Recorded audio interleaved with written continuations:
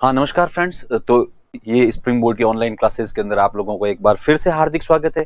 चलिए, तो हम लोग हमारी क्लास जो है वो कंटिन्यू करते हैं। तो कल हम लोगों ने पढ़ा था लास्ट क्लास के अंदर सल्तनत कालीन स्थापत्य कला। तो हालांकि सल्तनत कालीन स्थापत्य कला को अपने इतना आराम से पढ़ा था और धीरे धीरे पढ़ा था कि मुझे ऐसा लगता है कि आप लोगों को वो पूरा याद ही है। उसमें ज्यादा कुछ है ना याद करने लायक, कुछ ज्यादा कंटेंट, वैसे कंटेंट तो उसमें याद करने लायक खूब ही है, लेकिन फिर भी वो आपको पूरी पूरी याद ही है। जैसे कि अपन बात करते हैं सिंपली कि हिंदू शैली,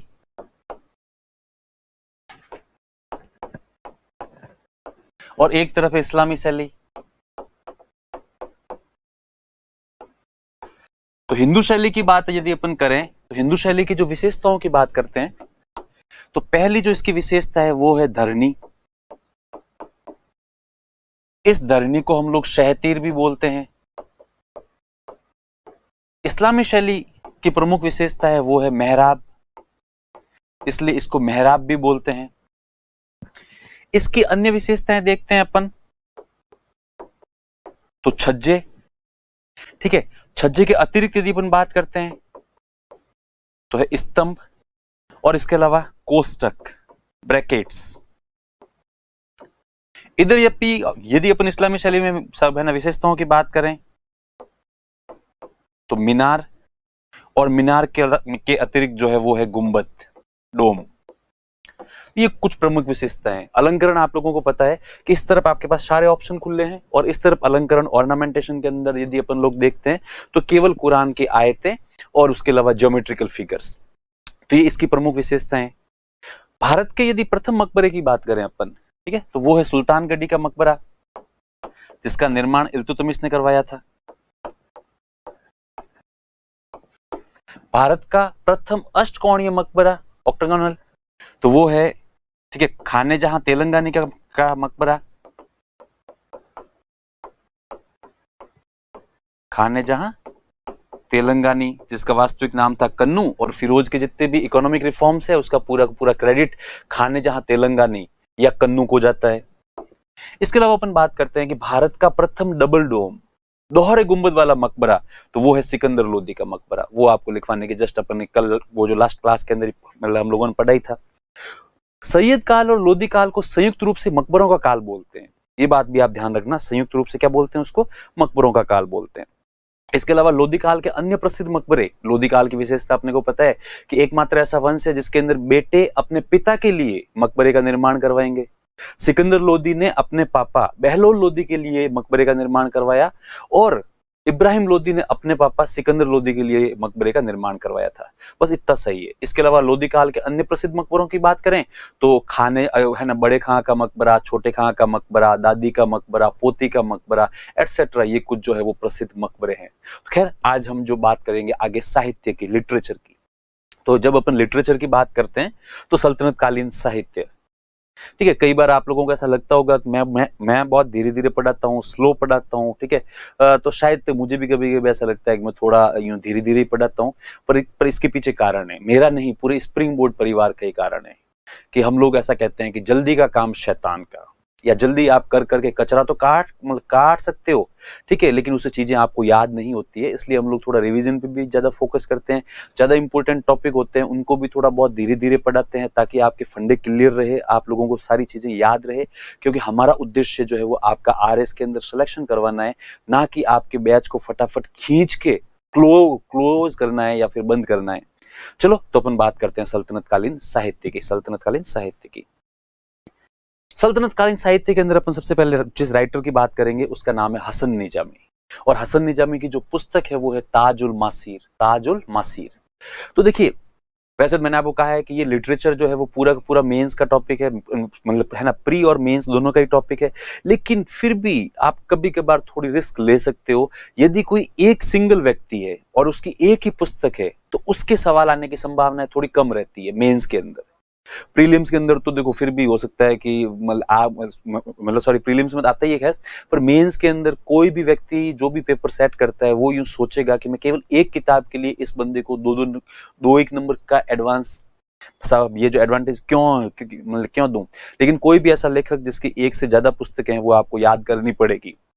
ठीक है। तो हसन निजामी, तो इसकी पुस्तक है ताजुल मासीर। ताजुल मासीर, ये फैक्ट्स है। आपको सिविल सर्विसेज की तैयारी के अंदर बहुत सारी चीजें ऐसी है जिनको आप केवल समझ सकते हो, उनको रट नहीं सकते।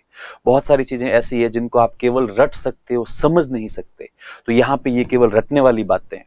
हालांकि अपन थोड़ा बहुत वैसे लॉजिक लगाएं कि हसन निजामी जो है वो अलाउद्दीन, अरे सॉरी, कुतुबुद्दीन ऐबक के समकालीन था वगैरह एटसेट्रा, चीजें याद करें तो याद हो सकता है, पर उससे बर्डन अपने बढ़ जाता है। तो आप तो इनको बार बार जब आप इनको आप पढ़ोगे 2 या 3 बार, 4 बार, 6 बार, और ज्यादा ज्यादा जब इनका नाम लोगे, तो उसी कारण से ये सारी चीजें आपको याद हो जाएगी, वरना थोड़ी सी इसमें प्रॉब्लम आती है। तो हसन निजामी की पुस्तक है ताजुल मासीर। उसके बाद सेकंड नंबर बात करते हैं अपन मिनहाज उस सिराज। मिनहाज उस सिराज, इसकी पुस्तक है तबकात नासिरी। इसकी पुस्तक कौन सी है? तबकात नासिरी। इसके मिनहाज उस सिराज के अंदर आप कुछ चीजें सब ऐड कर देना। इसके अंदर जो आप ऐड करोगे उसमें एक तो ये है कि ये दिल्ली का काजी था। दिल्ली में किस पद पर था? ये काजी के पद पर था। इसने ये जो अपनी पुस्तक है वो नासिरुद्दीन महमूद, वो जो अपन लोगों ने पढ़ा था, धार्मिक प्रवृत्ति का व्यक्ति था और इस समय सारा पावर जो है वो बलबन के पास में था। तो इसने यह पुस्तक नासिरुद्दीन महमूद को समर्पित की है।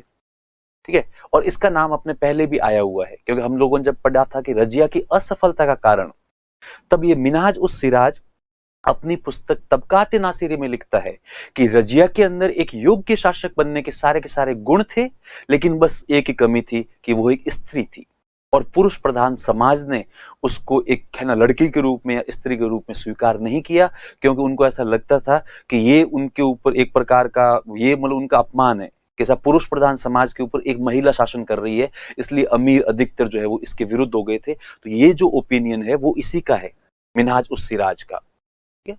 तो बस ये दिल्ली के में है ना काजी के पद पर था, और इसने ये पुस्तक नासिरुद्दीन को समर्पित की है, इसीलिए इसका नाम है तबकात नासिरी। चलो थर्ड नंबर बात करते हैं अपन अमीर खुसरो की। अमीर खुसरो इंपोर्टेंट हो जाता है। अमीर खुसरो तो बोलिए आपको अच्छा लगे बुरा लगे, रटना है, अच्छे से याद करना है, क्योंकि ये पूरा का पूरा इंपोर्टेंट है अमीर खुसरो। क्योंकि एक व्यक्ति है, इसकी खूब सारी विशेषताएं भी है और इसकी बुक्स भी ज्यादा है। तो ये अमीर खुसरो की अपन बात करें तो अमीर खुसरो की पहली जो है बुक है उसका नाम है नूह सिपेयर। नूह सिपेयर का मीनिंग होता है 9 स्काई। ठीक है, 9 आसमान, 9 ठीक है, 9 आसमान, नूह है ना सिपेयर। इसकी कुछ विशेषताएं उसकी भी अपन बात करेंगे। ठीक है, इंफॉर्मेशन अबाउट ज्योग्राफिकल कंडीशन या टोपोग्राफी ऑफ इंडिया। ठीक है, and he praised about the beauty of Kashmir. ये वाले प्रश्न आए हुए हैं कई बार कि अपनी किस पुस्तक के अंदर अमीर खुसरो कश्मीर की प्रशंसा का वर्णन करता है, या किस पुस्तक के अंदर अमीर खुसरो भारत की भौगोलिक परिस्थितियों का वर्णन करता है। तो ये नूह सिपेयर के अंदर अमीर खुसरो जो है वो भारत की भौगोलिक स्थिति का वर्णन करता है, और इसी के तहत वो है ना वर्णन करते करते वो कहता है कि भारत एक ऐसा देश है जहां पर इस प्रकार की प्रकृति है, इस प्रकार की यहाँ की जमीन है, इस प्रकार की यहाँ की जलवायु है। और ऐसे करते करते वो है ना कश्मीर चला जाता है, और वो कश्मीर जाता है तो फिर वो कश्मीर की प्रशंसा में तो खूब ही बातें करता है, मतलब कश्मीर के बारे में लिखना आरंभ करता है। और वो कहता है कश्मीर एक ऐसी वैली है, घाटी है, जहां पर ऐसे ऐसी वो जो है ना सुंदर है, ऐसे पेड़ है, इतने प्रकार के फूल है, ऐसे है वैसे है। और वो लास्ट में तो कहता है कि मैंने आज तक जहां तक भी लोगों के मुंह से स्वर्ग या पैराडाइज के बारे में सुना है, जन्नत के बारे में सुना है, तो वो यही है। तो स्वर्ग भी शायद तक इससे सुंदर नहीं होगा। तो वो कश्मीर के लिए कहता है गर फिरदौस बर रूह जमी अस्त, हमी अस्तो हमी अस्तो हमी अस्त। अगर इस धरती पर कहीं स्वर्ग है तो यही है, यही है, यही है। ये अमीर खुसरो की बहुत ज्यादा प्रसिद्ध लाइन है। ठीक है, मुझे मतलब पक्का भरोसा है कि आप में से 50% प्लस लोगों ने ये जो लाइन्स है वो है ना पहले मतलब है ना वो सब सुनी हुई है, क्योंकि कई मतलब ऐसे लोग हैं जो है ना कश्मीर की सुंदरता का वर्णन करते हैं और ये जो दोहा बोलते हैं। तो मुगल काल के अंदर शाहजहां को ये लाइंस इतनी पसंद आई थी कि शाहजहां अपनी हर बात के अंदर, शाहजहां कोई सब जैसे कोई खाना आया खाने के लिए और कुछ अच्छा लगा तो वो खाना बीच में छोड़ के कहता था गर बरदोस है ना फिरदोस बर रू जमी अस्त, जमी अस्त, हाँ जमी अस्त, हमी अस्तो हमी अस्तो हमी अस्त। अगर दुनिया में कहीं स्वर्ग है तो यही है, यही है, यही है। किसी व्यक्ति की बात भी पसंद आती तो भी सब इस लाइन को बोलता है।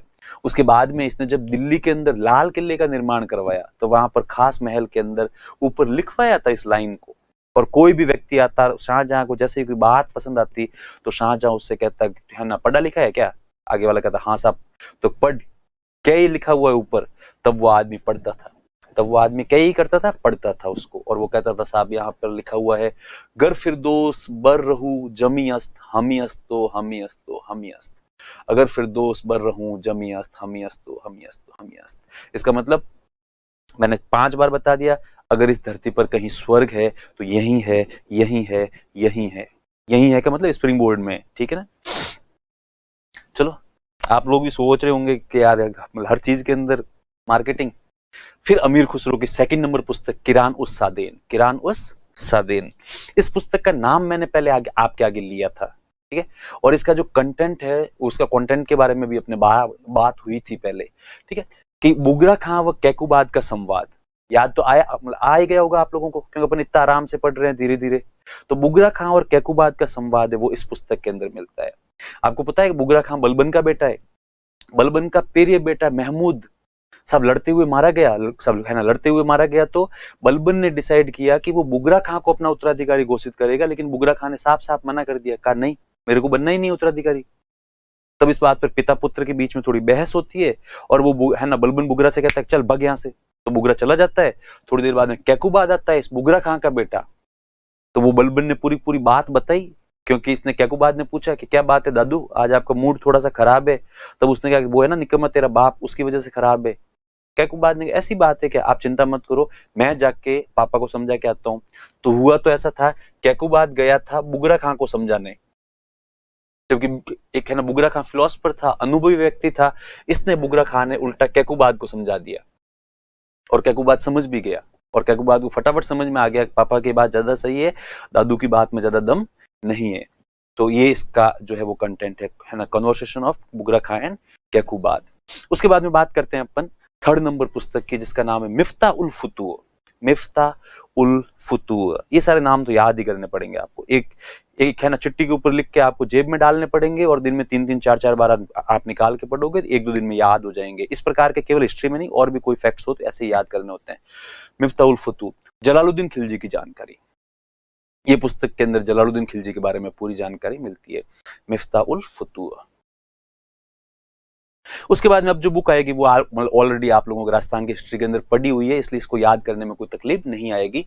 खजाइन उल फुतूर, खजाइन उल फुतूर, ठीक है। है ना, इस पुस्तक के अंदर अलाउद्दीन खिलजी के अभियानों की जानकारी मिलती है, और इसको ठीक है तारीख अलाई भी बोलते हैं। तो आपको राजस्थान हिस्ट्री के अंदर लिखा हुआ है ये, तो चलो थोड़ी तो आप लोगों ने राहत की सांस ली कि कुछ तो आया जो हमें पहले से याद था। तो ये फोर्थ नंबर बुक है जिसका नाम है Khazain ul Futuh. Khazain ul Futuh, information about campaigning of Alauddin Khilji, Alauddin Khilji के अभियानों की जानकारी। इसमें ये पहली फारसी पुस्तक है जिसके अंदर जौहर शब्द का उल्लेख किया गया है। First Persian book in which Jauhar word is mentioned, Jauhar word is mentioned.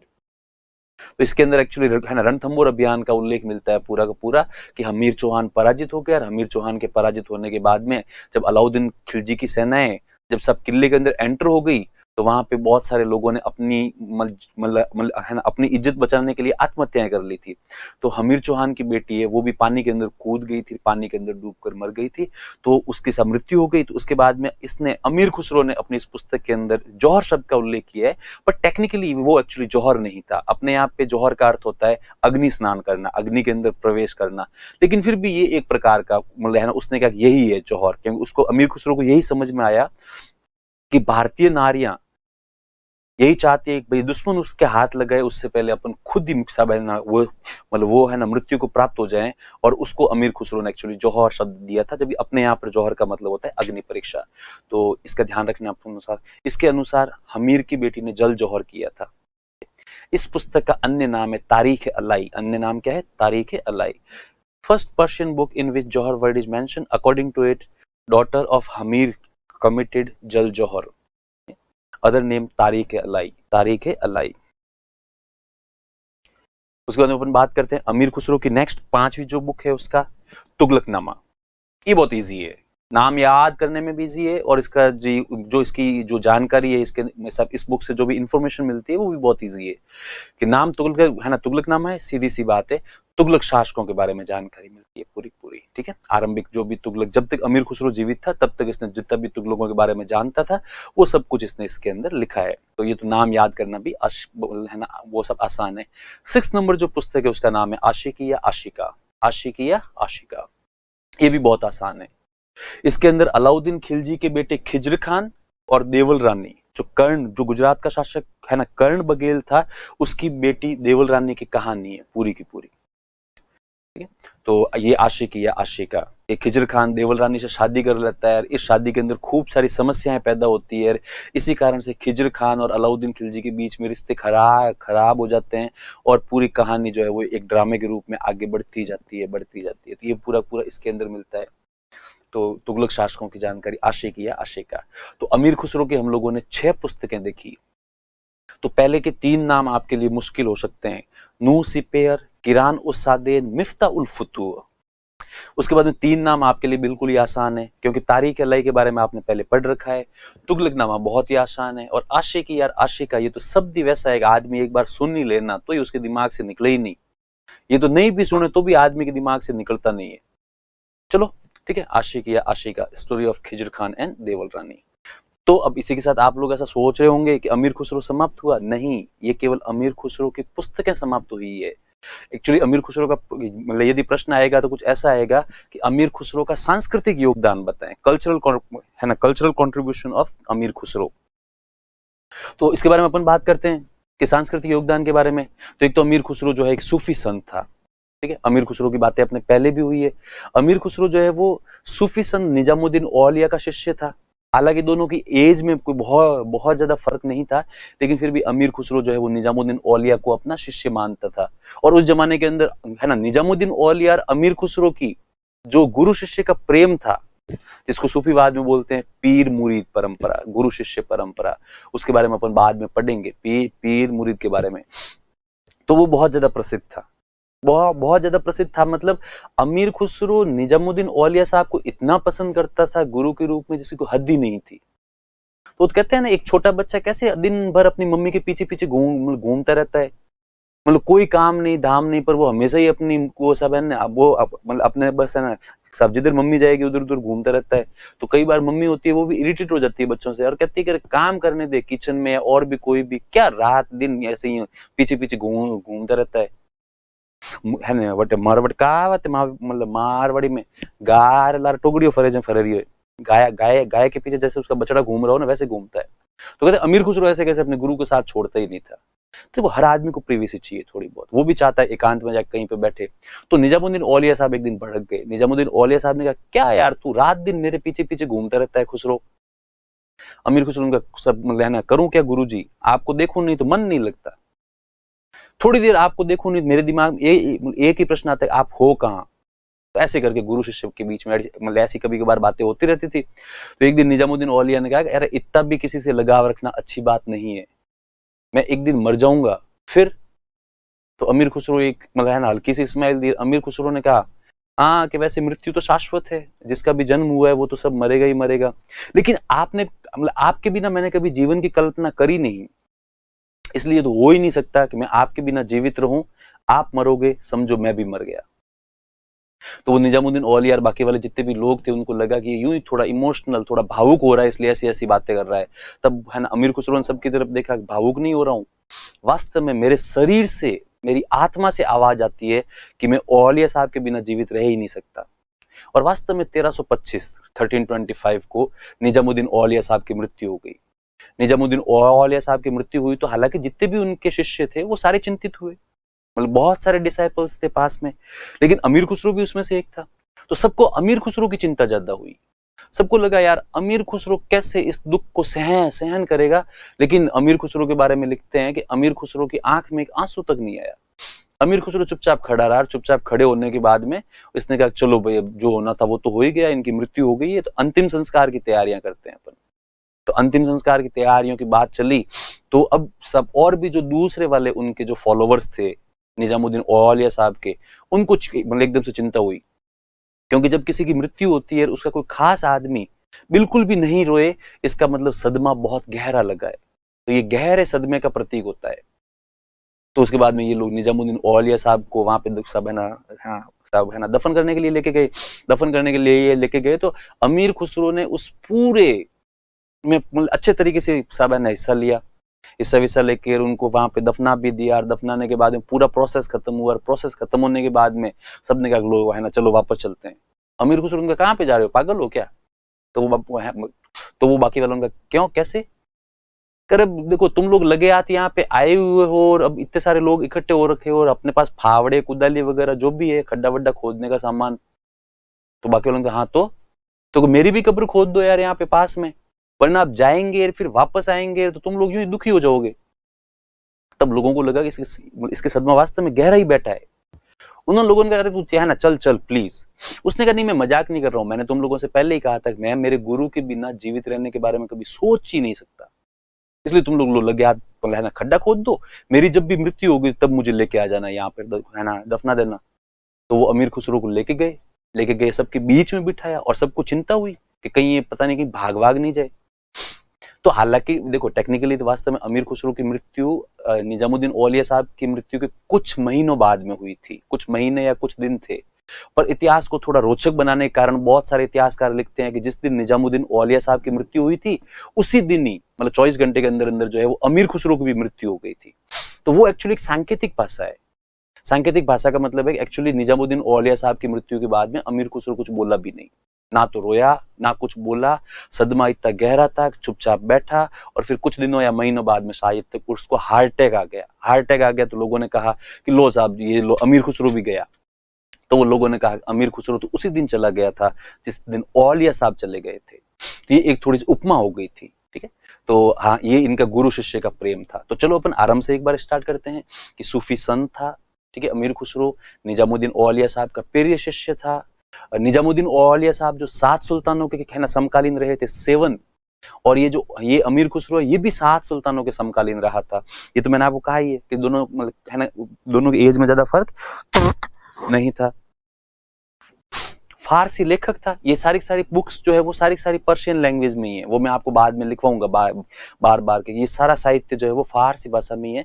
यदि कहीं पर कोई भी पुस्तक अरबी भाषा में है तो अपन जरूर मेंशन करते हैं ये है ना सब अरेबिक लैंग्वेज के अंदर है, वरना ये सब पर्शियन लैंग्वेज में है। तो ये अपनी जो है ना पुस्तकों में रचनाओं में जगह जगह पर हिंदुस्तान की बात करता था, हर बात के ऊपर। इसलिए लोग इसको कहते थे कि यार ये हिंद का तोता है, इसलिए इसको हिंद है ना तूती ए हिंद बोलते हैं, है ना पैरट ऑफ हिंद।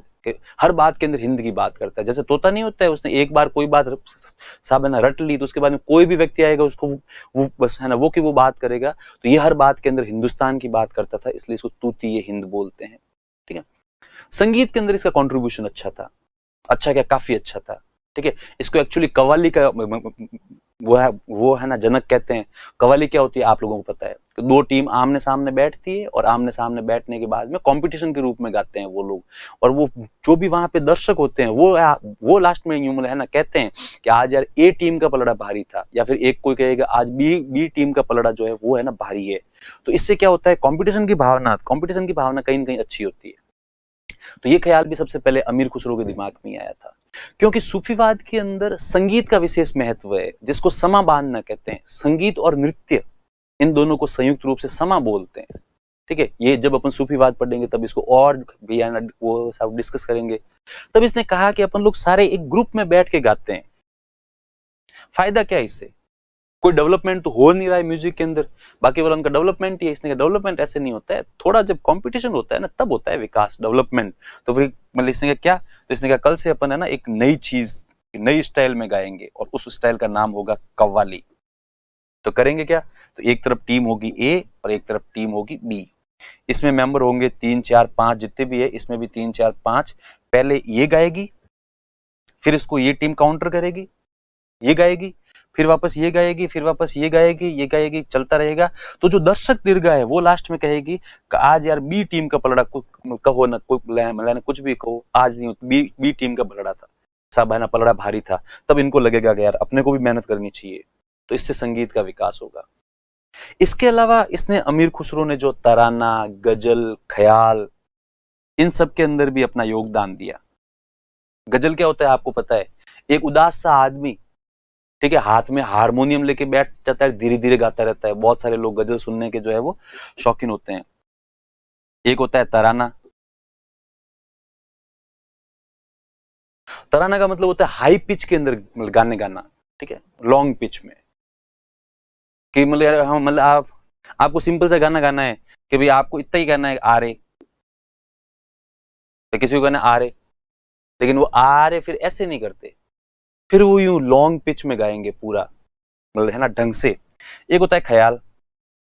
मेरे हिसाब से राजस्थान आर्ट एंड कल्चर आप लोगों के हो गया है, तो ख्याल आपको बताने की आवश्यकता नहीं है, और नहीं भी है तो आपको ख्याल इतने अच्छे से पढ़ाया जाएगा कि आप उसको भूलोगे भी नहीं।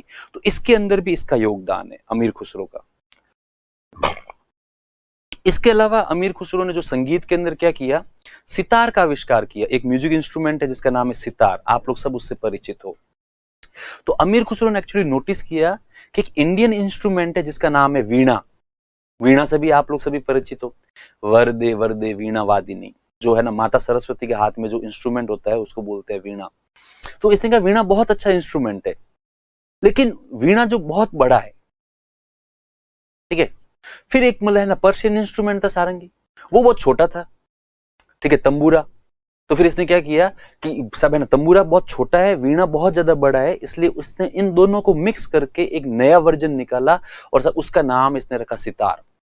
तो ये भी इसका योगदान है संगीत के अंदर, म्यूजिक के अंदर। इसके अतिरिक्त बात करें, पहला व्यक्ति जिसने अपनी पुस्तकों के अंदर हिंदी लोकोक्तियों एवं मुहावरों का प्रयोग किया, first person who used Hindi idioms and phrases in his work. इससे पहले हिंदी जो है वो केवल एक लोकल लैंग्वेज थी। ये बिल्कुल वैसे है जैसे अपन भी, मुझे है ना बाकी वालों को पता नहीं, बाकी वाले सर भी बोलते ही रहते हैं। मैं जैसे कभी कभी अपन हिंदी में बात करते करते बीच में जो है वो हमारे पश्चिमी राजस्थान की कहावतें बोलता रहता हूँ, हालांकि उसका मैं बाद में वापस अनुवाद भी करता हूँ। ठीक है, जैसे अभी थोड़ी देर पहले ही मैंने कहा था कि गार लारा टोगड़ियो फरे जो फरे, ठीक है, मतलब गाय गाय के पीछे जैसे उसका बछड़ा घूमता है वैसे घूमते रहते हैं पीछे।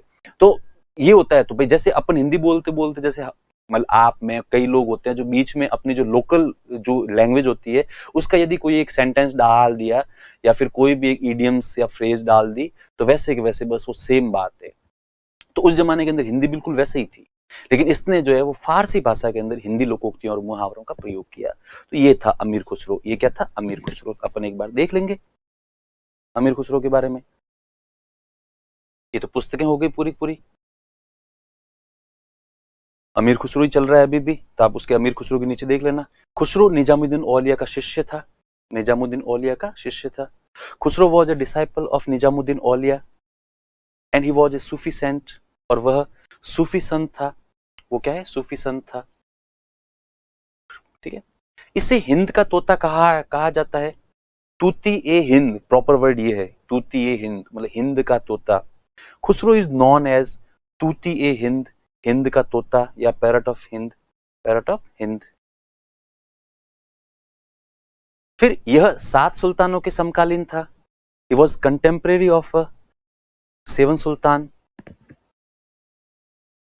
यह 7 सुल्तानों के समकालीन था।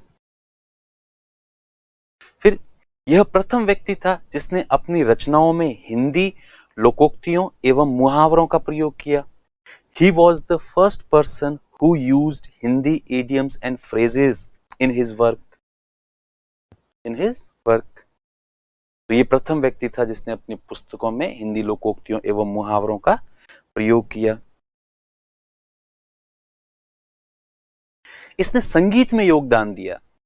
He contributed in music, या he gave his contribution in music. इसने संगीत में योगदान दिया।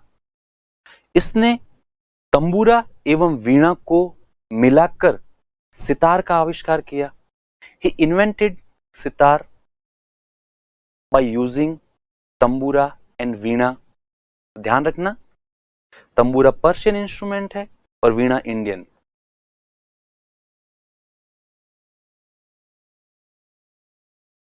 कव्वाली कौमा तराना जैसी गायन शैली प्रारंभ की या विकसित की। ठीक है, ही स्टार्टेड या developed singing style like qawwali and tarana. उसमें भी मेन जो है वो कव्वाली है ना, मेन कव्वाली है। एक्चुअली तराना पहले से भी था, कुछ लोग ऐसा मानते हैं।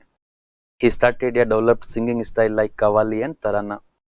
Father of qawwali and tarana, इसे कव्वाली व तराने का जनक कहते हैं, विशेष रूप से कव्वाली है। तराना तो एक्चुअली कुछ इतिहासकार मानते हैं, सभी इतिहासकार इसके सहमत नहीं है। इसने गजल तथा ख्याल जैसी गायन शैलियों को विकसित किया। He developed singing style like गजल एंड ख्याल, गजल एवं ख्याल जैसी गायन शैलियों को विकसित किया। तो ये भी इसकी एक जो पूरी एक विशेषता है। तो ये अमीर खुसरो आप अच्छे से याद कर लेना, ठीक है। इसका एक बेसिक इंट्रो, उसके बाद इसकी जो है ना वो जो बुक्स भी पता होनी चाहिए, और इसका जो म्यूजिक के अंदर कंट्रीब्यूशन है वो भी पता होना चाहिए, प्लस इसकी बुक्स के अंदर इसने Hindi idioms and phrases use किए थे वो भी आपको पता होनी चाहिए। ऐसी बेसिक सी बातें पता हो तो बहुत ही आपके पास हो जाएगा। चलिए तो आगे बढ़ते हैं। उसके बाद नेक्स्ट, सल्तनत काल का प्रशासन।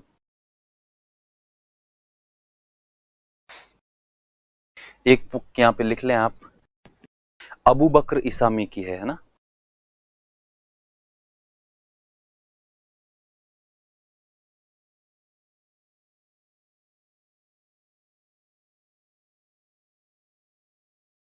अबू बकर इसामी की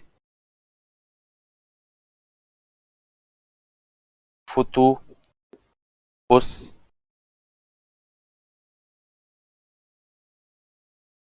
सलातीन, ये इंपॉर्टेंट बुक है, इसमें लिखी हुई नहीं है। तो अबू बकर इसामी की जो पुस्तक है फुतूहुस सलातीन, वीडियो को पॉज करके एक बार लिख लेना। अबू बकर, इसकी बुक्स के भी खूब सारे रेफरेंसेस आते हैं। अबू बकर इसामी की फुतूहुस सलातीन।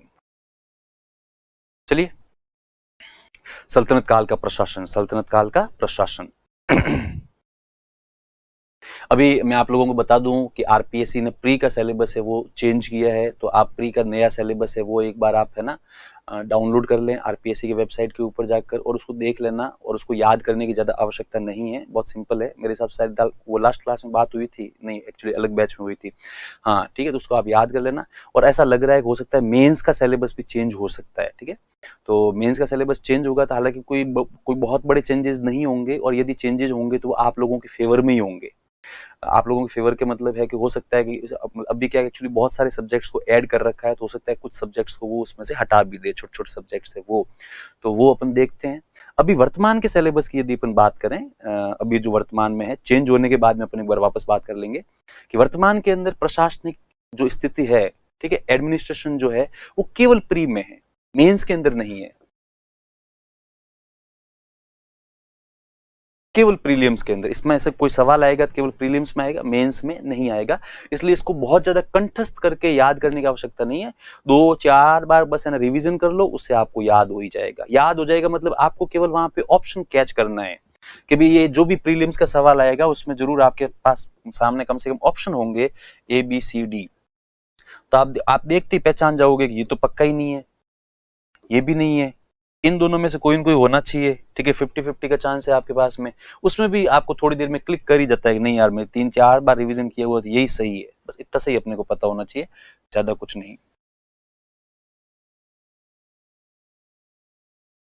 तो अपन बात करते हैं आगे सुल्तान। सबसे पहले सुल्तान के बारे में, अभी सुल्तान वाली रामायण है, अभी पूरी स्लाइड देख के कई बार आदमी को लगता है यार पता नहीं कितने इसमें फैक्ट्स होंगे, जबकि इसमें एक भी फैक्ट नहीं है।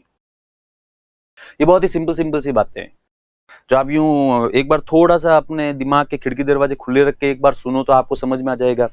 आपको पता है केवल प्री की बात है, इसलिए इसको कोई ऐसे कैसे वो जो लाइन टू लाइन तो रटना नहीं है, केवल चीज को समझना है। अब जो चीज को समझना है तो अपन सबसे पहले बात करेंगे कि केंद्रीयकृत निरंकुश वंशानुगत राजतंत्रात्मक शासन व्यवस्था थी। केंद्रीयकृत का मतलब होता है सेंट्रलाइज्ड, ठीक है, कि सारा पावर जो एक ही व्यक्ति के पास में, सारा पावर एक ही व्यक्ति के पास में। ये चारों यदि देखा जाए ना अपने आप में, इन चारों का मतलब एक ही निकलता है घूम फिर के। ये तो जब किसी जमाने के अंदर जब ये टॉपिक मेंस में हुआ करता था तब हम लोग इसको ऐसे लिखवाते थे कि भाई मेंस में आ जाए तो अपने को ऐसे कैसे लिखना है ताकि आगे वाले को लगे कि हाँ यार इसके समझ में आया हुआ है। वर्तमान में भले इन लाइंस को हटा भी दें तो भी चलेगा, कुछ नहीं कि भाई केंद्रीकृत है। ये तो आप यदि थोड़ा बहुत भी सोचो तो आपको खुद को समझ में आ जाएगा कि हाँ एक व्यक्ति सुल्तान है, सारा पावर सुल्तान के पास में। सुल्तान ने कहा यहाँ पे कुआं है तो बाकी वाले लोग हाँ साहब यहाँ पे कुआं है, सुल्तान ने कहा ये सही है तो ये सही है, सुल्तान ने कहा इतने सारे नए कर लगा दो, नए कर लग गए, सुल्तान ने कहा मौलाना वो सब सारे कर हटा दो, सारे कर हट गए, सुल्तान ने कहा लैंड रेवेन्यू इंक्रीज कर दो, इंक्रीज हो गया, सुल्तान ने कहा डिक्रीज कर दो, डिक्रीज हो गया। तो ये केंद्रीयकृत थे, मतलब सुल्तान बाध्य नहीं है कि वो किसी से भी कोई है ना सब कोई भी सलाह वगैरह ले। तो जब ये है ना बाध्य नहीं है, इसका मतलब वो है ना सब निरंकुश है, जिसको हम लोग बोलते हैं है ना डेस्पोटिक या ऑटोक्रेटिक, मतलब किसी की सुनता नहीं है। ठीक है, वंशानुगत है तो डेफिनेटली वंशानुगत है कि भाई सुल्तान जैसे ही बीमार पड़ता था, बीमार पड़ते वो मतलब अपने आप अपनी फैमिली से किसी न किसी को डिसाइड करता था कि भी मेरा बेटा बनेगा या फिर मेरा भाई भी बनेगा, और बेटा या भाई नहीं भी बनते थे तो उनके परिवार का ही कोई बनता था, बशर्ते कोई दूसरा व्यक्ति आके उसकी हत्या करके नए वंश की स्थापना नहीं करते। ठीक है, इसका मीनिंग भी सेम हो गया, राजतंत्रात्मक है, राजतंत्र बिल्कुल उसके परिवार के कोई न कोई सदस्य बन रहा है। तो केंद्रीयकृत निरंकुश वंशानुगत राजतंत्रात्मक शासन व्यवस्था थी। इस लाइन को एज इट इज याद नहीं करना है, आपको समझ में आ गई इतना बहुत है। Centralise, autocratic slash despotic, hereditary, monarchical rule was used या एग्जिस्टेड। ठीक है, सिद्धांत सुल्तान खलीफा का प्रतिनिधि होता था। Theoretically, Sultan was representative of Khalif, but in reality, he was an independent ruler. तो सिद्धांत सुल्तान खलीफा का प्रतिनिधि होता था, लेकिन वास्तविकता में वह स्वतंत्र शासन करता था, क्योंकि पूरे सल्तनत काल के अंदर ऐसा कोई एग्जाम्पल मिला नहीं कि जब सुल्तान ने टाइम टू टाइम जो है वो खलीफा के पास में टैक्स भेजा हो, या फिर खलीफा ने कभी सल्तनत के मामले में इंटरफेयर किया हो, या खलीफा ने वहां से सल्तनत के लिए कोई न कोई ऑर्डर जारी किया हो, ऐसा एक भी बार हुआ ही नहीं। इसलिए अपन कहते हैं कि सिद्धांत जो है थ्योरेटिकली तो वो है ना रिप्रेजेंटेटिव था, बट या in reality he was an independent ruler। देखते हैं यहाँ पे, theoretically the sultan was the representative of khalif, but in reality he was independent ruler. सुल्तान की सहायता तो एक मंत्री परिषद होता था जिससे मजलिस से खलवत कहते थे। बस ये पहला फैक्ट आया है उस मतलब पहली स्लाइड के अंदर। ये प्रीलिम्स का सवाल है आपके कि सल्तनत काल में सुल्तान के मंत्रिमंडल को क्या बोलते थे, तो उसको बोलते हैं मजलिस ए खलवत, मजलिस ए खलवत।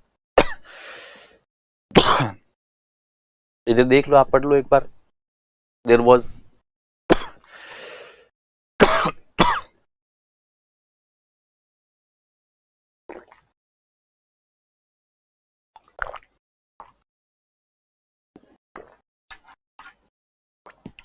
there were few ministers to help sultan in administration, which was called majlis e khalwat, majlis e khalwat।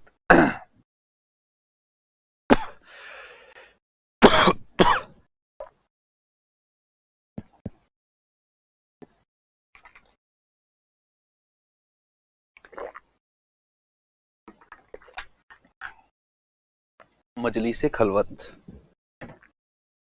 इसमें देख लो सबसे मेन है वो है वजीर। वजीर का मतलब होता है वित्त मंत्री।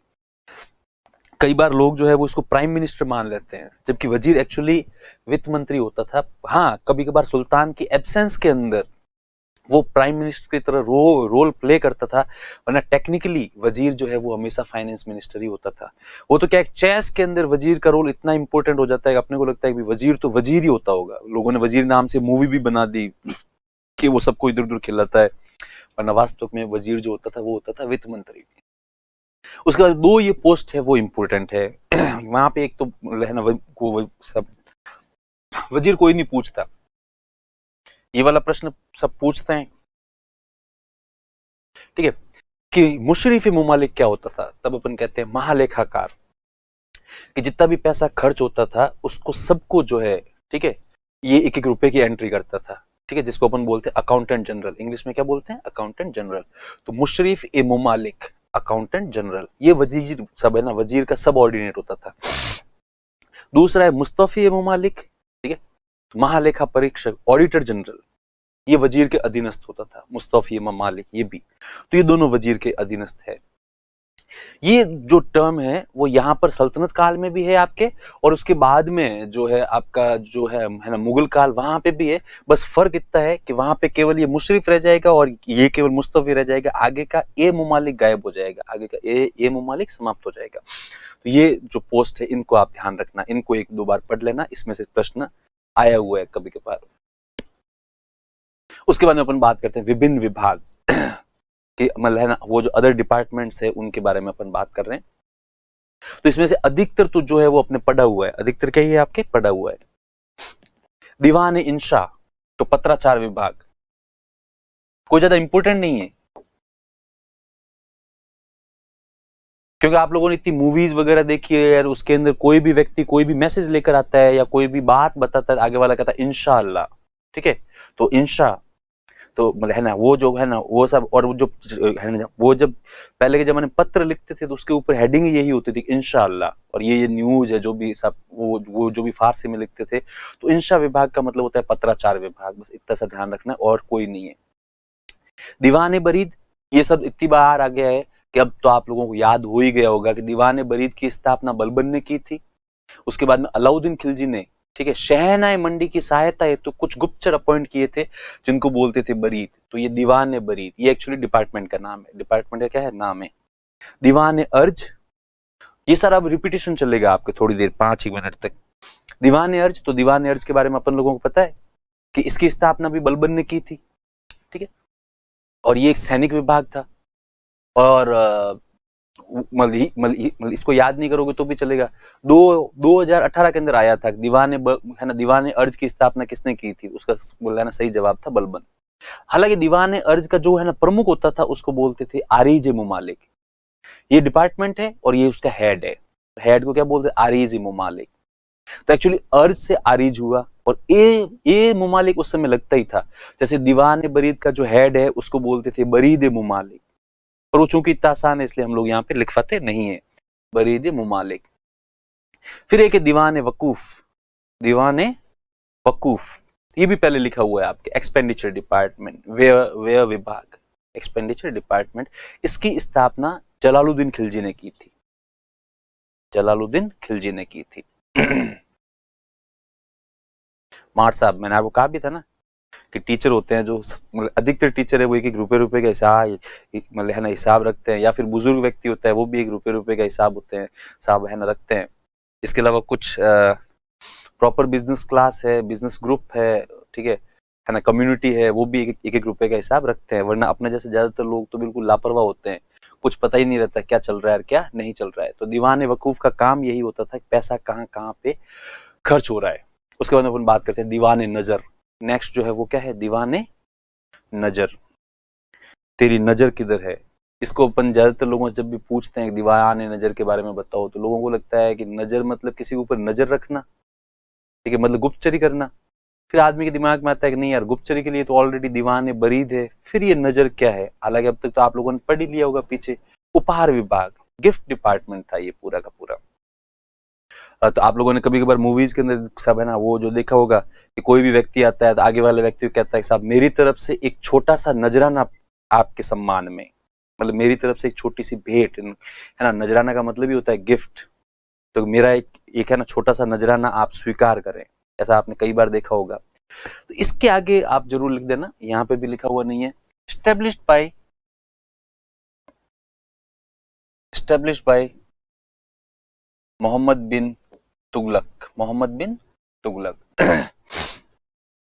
अरे कई बार आपकी एक्चुअली कोई अच्छी आदत होती है ना, तो वो आपके लिए कभी कभार हानिकारक सिद्ध हो जाती है।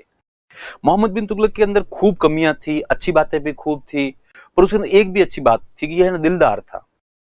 इसको कोई भी व्यक्ति कोई भी गिफ्ट देता ना तो ये अपने दिमाग में लिख लेता था कि हाँ कोई भी फलाना ABC कोई भी व्यक्ति है वो है ना, जब मुझसे मिलने आया था तब इसने मुझे एक्चुअली 50,000 का गिफ्ट दिया था।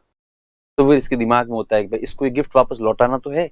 वैसे तो हर एक सामान्य व्यक्ति को होता है कि भाई मेरे को इतने रुपए दिए थे तो मैं भी कम से कम वापस कुछ न कुछ तो करूं, हाथों हाथ नहीं तो कोई भी नेक्स्ट कोई भी सब है ना, मतलब है ना कोई भी त्योहार वगैरह हो या कोई भी फंक्शन वगैरह हो तो उसमें करते हैं, अपने यहाँ पे करते हैं। है ना, शादियां होती है तो शादियों में लोग है ना सब है ना वो जो है ना लिफाफे के अंदर पैसे डाल के देते हैं। तो कुछ लोग लिफाफे में किसने कितने कितने पैसे दिए इसकी भी एंट्री करते हैं। जबकि हमारे वहां पे है ना वो सब है ना पश्चिमी राजस्थान में, हमारे वहां मैं बार बार बोल के आप लोगों को इरिटेट कर रहा हूँ, वरना पश्चिमी राजस्थान के अंदर तो जब शादी होती है तो नेक्स्ट डे उसके नाम अलग अलग है, कहीं पर उसको है ना पता नहीं क्या बोलते हैं, जबकि वहां पे उसको नेत्र वेत्र बोलते हैं।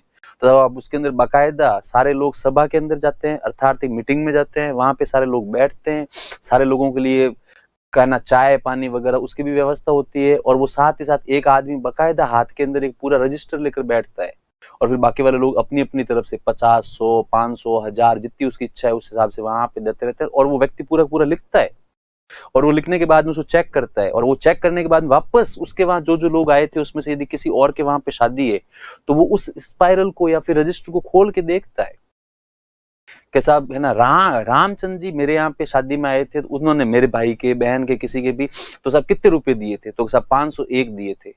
तो फिर वो आदमी डिसाइड करता है यार 501 तो मतलब मिनिमम मुझे वापस देना ही है, वरना सामान्यतः नियम तो ये है कि दुगने करके दो, तो भाई 500 दिए थे अपन वापस वो मतलब वो सब वापस है ना 1000 रुपए देते। तो ये एक प्रकार का है ना सोशल स्ट्रक्चर है पूरा का पूरा, और ये बहुत हेल्पफुल होता है लोगों के लिए कि भाई आपने यदि छोटे मोटे जैसे मैंने एक दो बार एग्जाम्पल देखे हुए हैं, आप बिलीव नहीं करोगे कि एक कोई व्यक्ति है हमारे उधर के जो बहुत ज्यादा एक्टिव रहते हैं, उनके पूरे इलाके में उनका खूब नाम है, लोग उनको अच्छे से जानते हैं, इसलिए उनकी शादियों के खूब सारे कार्ड भी आते हैं, और वो हमेशा मतलब सब प्रयास करते हैं कि हर शादी को अटेंड करे, भले 10-15 मिनट के लिए करे लेकिन करे, और वहां पे जाके लिफाफा पकड़ा के आए, लिफाफा पकड़ा के आए या जो भी लिखवा के लेके आए उन सब आगे वालों को पकड़ा दे, आगे वाले अपने आप अपने सब अपने वहां पे लिख ले। तो उन्होंने अपने 20 साल के करियर में इतनी शादियां अटेंड करी, इतनी शादियां अटेंड करी, उनका हाथ भी खुला था, तो वो हर किसी को मतलब 500 रुपए दे दे साहब, मतलब ना शादी की तरफ से अपना नाम ले और ये गांव और ये लो साहब मेरी तरफ से लिखो 501 रुपए 501 रुपए। अब वो शादियां उन्होंने इतनी अटेंड कर दी, उनके क्या जेब से 500 रुपए निकले, तो सब उनको कोई ज्यादा ऐसे सब उनके ऊपर दबाव आया ही नहीं, और उनके बेटे की शादी थी, तब पता नहीं मुझे एग्जैक्ट आंकड़ा तो याद नहीं है, पर कुछ 30-40 लाख के बीच में वापस पैसा आया था। खैर, तो ये वहां का एक्चुअली एक सोशल वो जो ढांचा है, सामाजिक ढांचा है, और ये सब जगह है, पूरे राजस्थान में ही है, बस इसके नाम अलग अलग है। वर्तमान में इसको लिफाफा बोलते हैं। अपने जैसे लापरवाह होते हैं वो तो लिफाफा लिया, लिफाफा खोला, किसने देखा सब किसने दिया वो भी देखते ही नहीं है, फाड़ के साइड में फेंका, पैसे जेब में। जबकि एक जनरेशन है वो है ना इस हर चीज की एंट्री करती है। तो खैर मोहम्मद बिन तुगलक की भी आदत थी कि वो पैसा दुगना करके देता था, लेकिन जैसे ही लोगों को पता लगा कि मोहम्मद बिन तुगलक की ऐसी आदत है, तो इन्होंने ये बेचारे इस तुगलक की भली आदत को मिसयूज करना आरंभ कर दिया था। लोग जब भी इसके पास मिलने के लिए आते तो अपना सब कुछ बेच बाच के, सब कुछ ही करके, साहब जैसे कोई आधा किलो सोने का सामान लेके आ गया और साहब आके इसके सामने भेंट किया, साहब मेरी तरफ से एक छोटा सा नजराना, मोहम्मद बिन तुगलक उसको एक्सेप्ट करता था, एक्सेप्ट करके कहता क्या है ये, कि साहब ये एक है ना चांदी की एक थाली है, एक एक्चुअली पूरा है ना चांदी का सोने का पूरा एक डिनर सेट है। तो मोहम्मद बिन तुगलक बैठा बैठा वो हाथों हाथ दिमाग के अंदर कैलकुलेशन लगाता, मैंने आपको बताया इंटेलिजेंट तो बहुत था, तो वो पूरी कैलकुलेशन लगा के उसको देखता अच्छा इतना इतना वजन होगा, ये सोने की चांदी की गोल्ड एंड सिल्वर की रेट है प्राइस है, तो इस हिसाब से इतना इतना पैसा बन गया। तो वो हाथों हाथ अपने वजीर या अपने किसी व्यक्ति को कहता है कि ये व्यक्ति जब इसके घर पे कोई शादी हो फंक्शन हो तो इसका अपना तीन गुना करके वापस देना, 3 टाइम 1.5 किलो इसको वापस सोना चांदी भेंट करना। तो वो लोगों ने इसके लोग इसको सलाह देते थे सर ये निकम्मे आपकी बात का है ना, आपके इस बात का मिसयूज कर रहे हैं, ठीक है आपका फायदा उठा रहे हैं। अब इसने का फायदा उठा तो रहे हैं पर करें क्या यार, जब एक बार अपना सिर ओखली में दे दिया तो अब धमके का डर नहीं है सब, इसलिए तुम लोग तो है ना चिंता मत करो, और तुम लोग तो वो है ना सब है ना दे दो। तो खैर ध्यान रखना, दीवान नजर की स्थापना मोहम्मद बिन तुगलक ने की थी, और है ना मोहम्मद बिन तुगलक ने इसको मेंटेन रखा अंतिम टाइम तक, और इसको वैसे भी गिफ्ट देने का खूब शौक था लोगों को, दीवान नजर। उसके बाद में है नेक्स्ट दीवान रसल, है ना दीवान रसलत।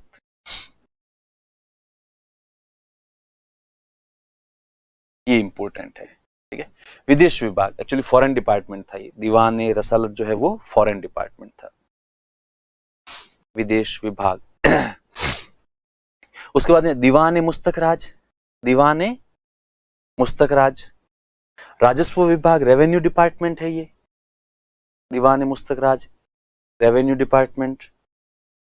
फिर अपन बात करते हैं नेक्स्ट जो है वो है दीवान मुस्तकराज अपने पहले मतलब पढ़ा हुआ था, अलाउद्दीन खिलजी ने इसकी स्थापना की थी, और जो ड्यू लैंड रेवेन्यू टैक्स था उसको कलेक्ट करने के लिए। फिर दीवान अमीर कोही या दीवान कोही, ये भी पहले पढ़ा हुआ है अपने, एग्रीकल्चर खाना डिपार्टमेंट है, और इसकी स्थापना भी मोहम्मद बिन तुगलक ने की थी।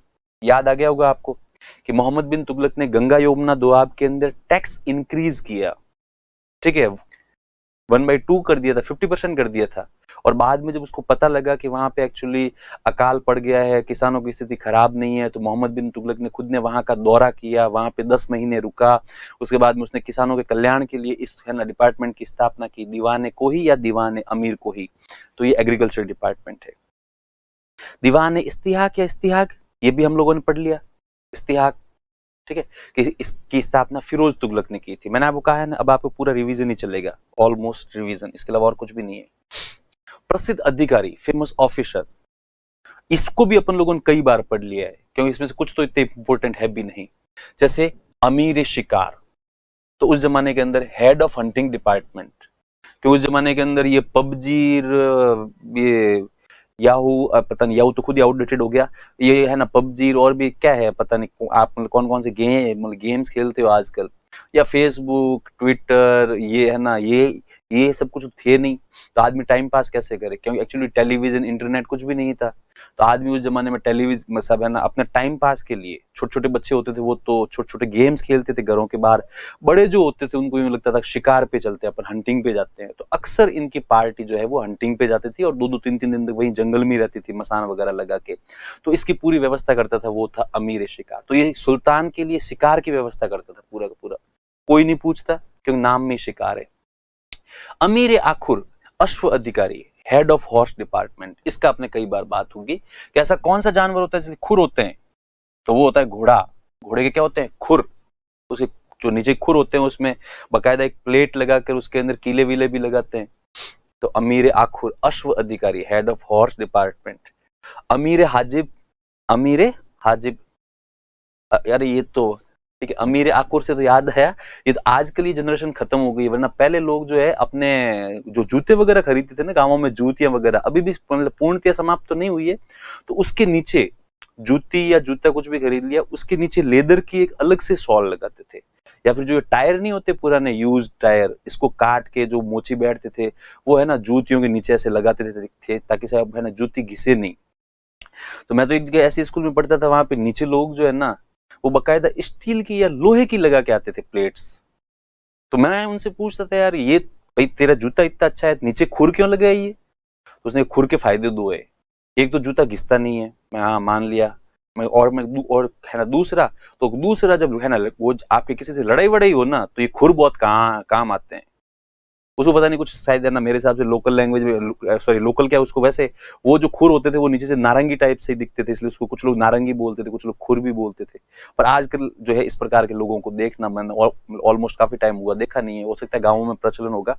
तो ये अमीर आखुर, तो ये अश्व अधिकारी, घोड़ों का अधिकारी होता था। अमीर हाजिब, तो ये सुल्तान का निजी सहायक होता था, पर्सनल असिस्टेंस, ठीक है, ये मतलब पीए की तरह कार्य करता था। सुल्तान एक्चुअली किससे मिलेगा, किससे नहीं भी मिलेगा, किसको कितना टाइम देगा, ये सब कुछ अमीर हाजिब डिसाइड करता था।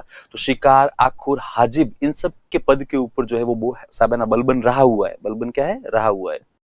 फिर अमीर मजलिस, अमीर मजलिस, शाही दावत की व्यवस्था करने वाला, ठीक है, क्योंकि अभी अपने थोड़ी पहले साबाना वो है ना, थोड़ी देर पहले मतलब अपन लोगों ने देखा था कि सुल्तान की सहायता हेतु एक मंत्रिमंडल होता था, ठीक है, और उस मंत्रिमंडल को बोलते थे मजलिस खलवत, और यहां पर है अमीर मजलिस। तो इसका मतलब मजलिस खलवत, सुल्तान प्लस मजलिस खलवत के लिए पूरा एक रॉयल फीस्ट ऑर्गेनाइज करवाने वाला, तो ये पूरा पूरा होता था अमीर मजलिस। पहले की लाइफ देखा जाए तो कुछ लोगों के लिए बहुत ज्यादा अच्छी थी, बहुत इंटरेस्टिंग थी, और बाकी मैक्सिमम लोगों के लिए पहले की लाइफ बहुत ज्यादा खराब थी। कभी है ना गरीब है, मजदूर है, किसान है, उनकी तो लाइफ हमेशा ही बेचारों खराब ही रहती थी। लेकिन जो उच्च वर्ग होता था, ठीक है, कि सुल्तान है, अमीर है, सेनापति है, वो लोग हमेशा एक बड़ा सा हॉल होता था, उस हॉल के अंदर जैसे आप में से कुछ लोगों ने सीरीज वगैरह देखते होंगे है ना पुराने जमाने की, तो इंडिया के अंदर भी ऐसा ही कल्चर है कि सुल्तान है वो एक अलग बैठा है आगे, उसके पास में उसके खास कोई 1-2 आदमी बैठे हैं, बाकी बीच में टेबल लगी हुई है या फिर साइड में टेबल लगी हुई है, और सब लोग बैठ के रोज शाम को जो है साथ में पार्टी, और साथ में पूरा खाना। तो ये पार्टी इतना बड़ा आयोजन होता था कि उसके लिए अलग से एक मंत्री होता था और उस मंत्री को बोलते थे अमीर मजलिस। क्यों? क्योंकि ये मजलिस से खलवत की सेवा करता था, उनके लिए पार्टी ऑर्गेनाइज करता था, सेवा का मतलब अमीर मजलिस। तो ही ऑर्गेनाइज्ड द रॉयल फीस्ट, शाही दावत की व्यवस्था करने वाला।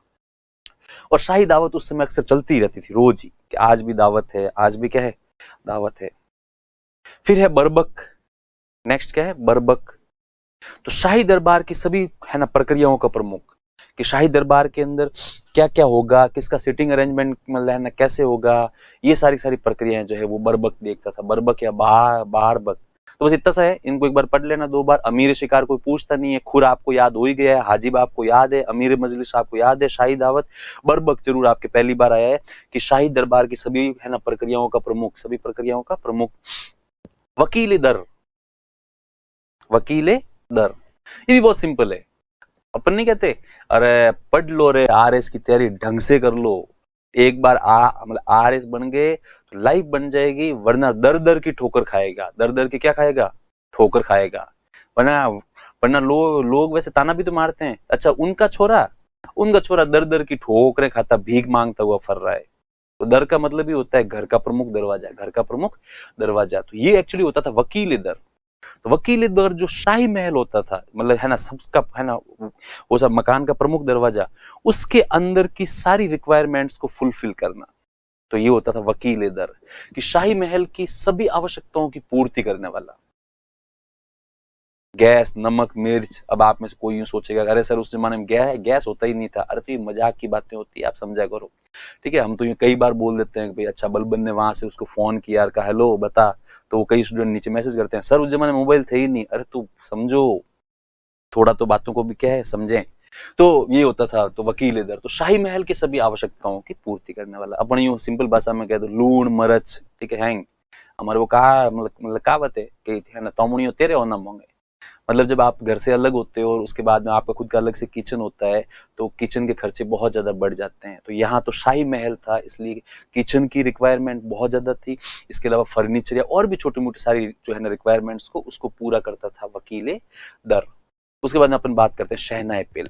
शहनाए पिल हस्तिशाला का प्रमुख है, head of elephant department. Shahnae Pil जो है वो head of elephant department, Shahnae Pil. Shahnae Pil actually अपने मुगल काल में भी आएगा, इसलिए उसको अपन और डिस्कस करेंगे तब याद हो जाएगा आपको। इसके अलावा बात करते हैं अपन सद्र उस सुदूर। सद्र उस सुदूर, तो ये धार्मिक मामलों का प्रमुख होता था। धार्मिक मामलों का प्रमुख होता था, इसको बोलते थे सद्र उस सुदूर।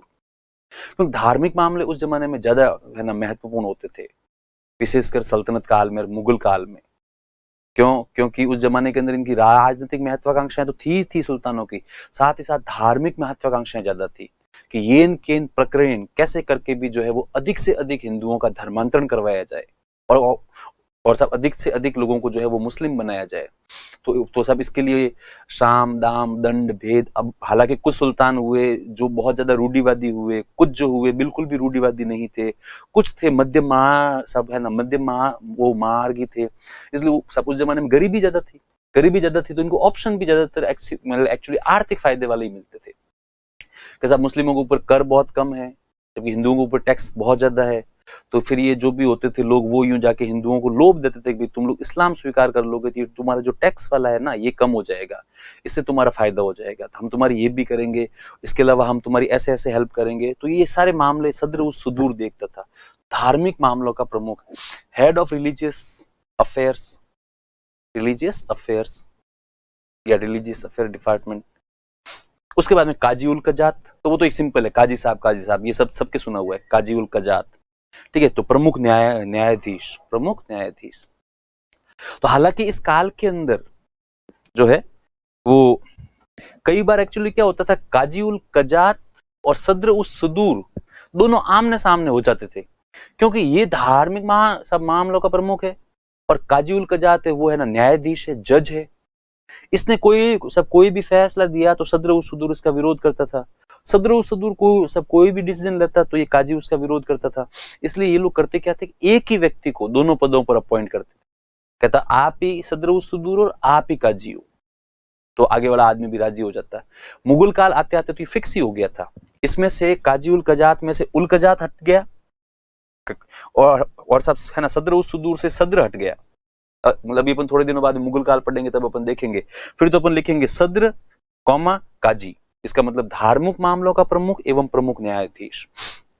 लेकिन यहाँ अभी फिर भी ऑफिशियली जो है वो अलग अलग थी, ऑफिशियली ये जो पोस्ट है वो क्या है, अलग अलग थी। तो ये हो गया, बस इतना सा है। तो वकील दर, तो दर दर की ठोकर अपने नहीं नहीं खानी है, इसलिए आरएस के अंदर सिलेक्शन लेना ही लेना है, ठीक है। शहनाए पिल अस्थिशाला का प्रमुख, हाथी होते थे, उनका जो डिपार्टमेंट है उसका हेड होता था। और है ना, सदर उल धार्मिक मामलों का प्रमुख, और काजी उल कजात जो है वो प्रमुख न्यायाधीश। चलिए, तो आज के लिए इतना बहुत है। आगे पढ़ेंगे अपन जो है वो नेक्स्ट क्लास के अंदर, और इस नेक्स्ट क्लास के अंदर आपके सल्तनत काल का इतिहास जो है वो रहना समाप्त हो जाएगा, और उसी के साथ मुगल काल जो है वो शायद तक आरंभ भी हो जाएगा। आज के लिए इतना बहुत है, मिलते हैं कल। थैंक यू, नमस्कार।